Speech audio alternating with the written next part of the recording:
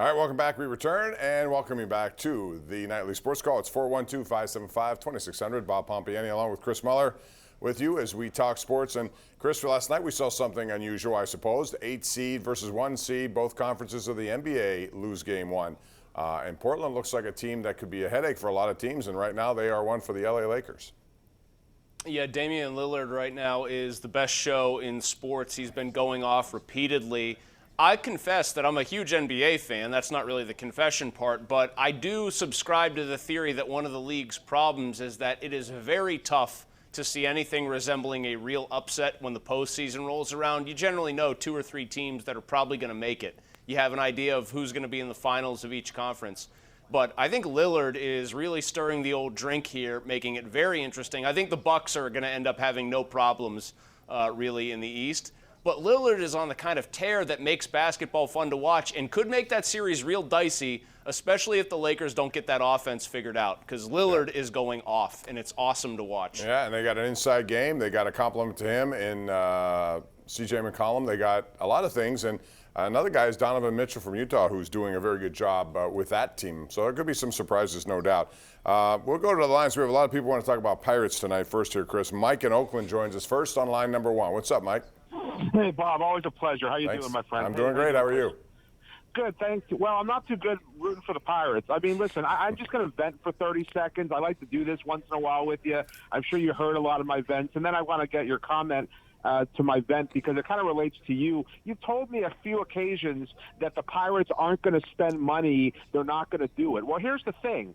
Okay, if they're going to be in a rebuilding phase for the next 3-4 years to try to get a farm system that has some potential, why can't Nutting spend $90 to $100 million? He spent that money before. Now, I'm not sure. I would love for him to spend $150 million a year. He won't do that. But how about $90 to $100 million? Get some real major league players in here as well as younger guys. Hope that the coaching, the new coaching can light a fire under these guys and get our hitters to start hitting again and maybe get some better pitchers, and we could be competitive in the farm system. They had a chance to do a little bit in this offseason here, Mike, and they didn't do it. They really haven't done it in many offseasons the last several, Chris, and it has to work in conjunction with drafting and developing players better. Right now, they are bereft of talent. I look around, I still wonder where Brian Hayes is. He's not a young man anymore by baseball standards. He's getting to be middle-aged, and we have not yet seen him. We haven't seen a lot of guys, and I thought if you're going to do it, this was the year to do it. You see a little bit of Cole Tucker, and yet Dyson gets in there again last night and gets picked off in the 9th inning.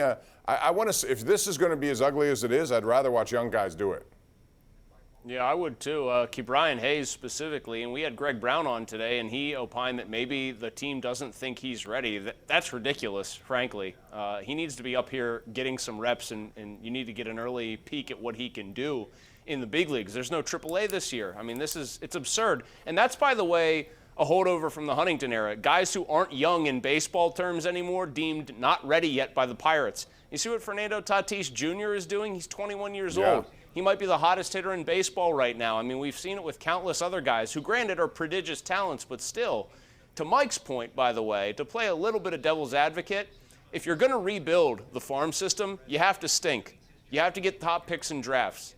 And putting a $90 to $100 million payroll out there that can actually compete is not the way that you end up doing that. You end up with a team that wins 77 games and picks in the middle of the first round. That's not good. No, but also I think the Pirates need to be more transparent about it, too. Ben Cherington repeatedly, when asked about this, doesn't even want to hear that word. I mean, it is what it is, and I think it's helpful sometimes just to admit we're going through a phase right now where we have to restock this system with talent.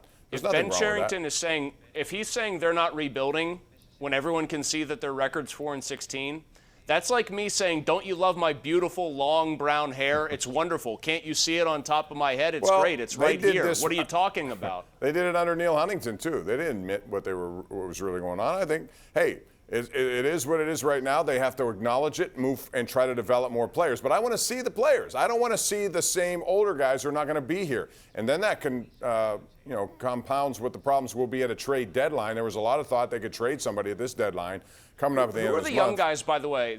Bob, who are the young guys we feel good about on this team right now? We just got done in the first segment of the show talking about how Brian Reynolds has 1 home run. Right. Polanco's hitting .070 on the year. Josh Bell can't hit.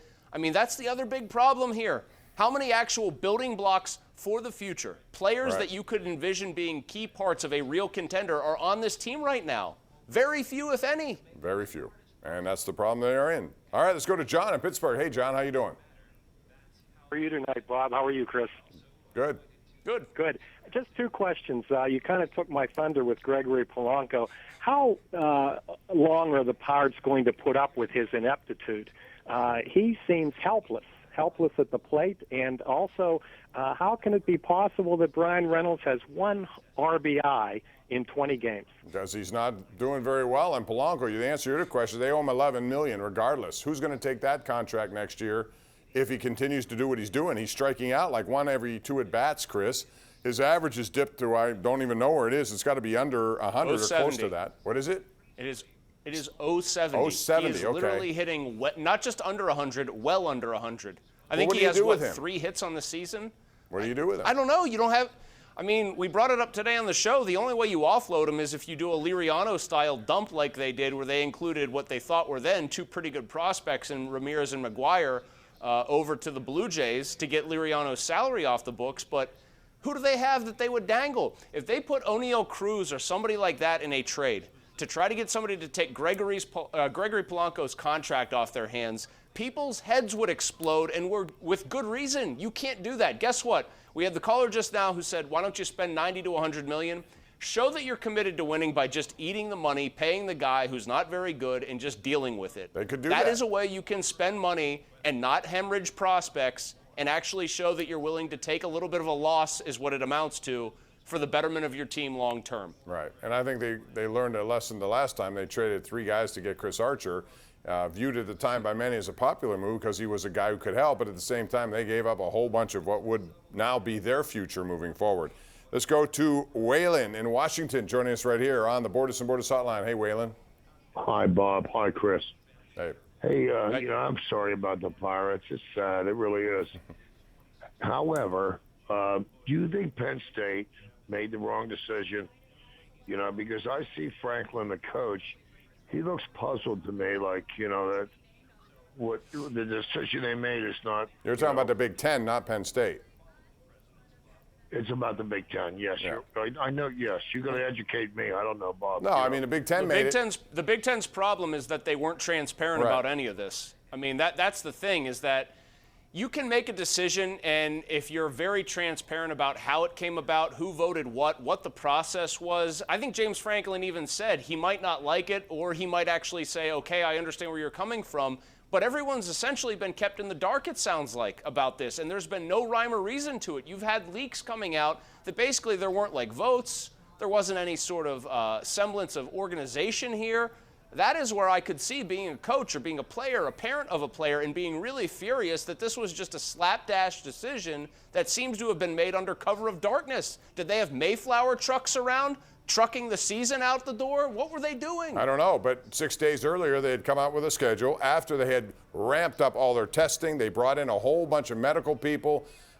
They brought those kids in, and like James Franklin said today, we told them in the summertime, spend a lot of time with your family, because when you come here, you're going to be in this situation with us. You're not going to see many people. And all of that happened, and then boom, they just changed it. So something underneath, but nobody's saying what. I'm just real quick, I want to give you this question to think about as we go to break, Chris.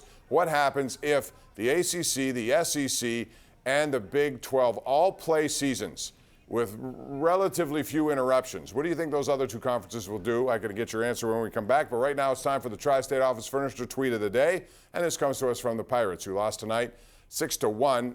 Whelp is all you can get. Whelp.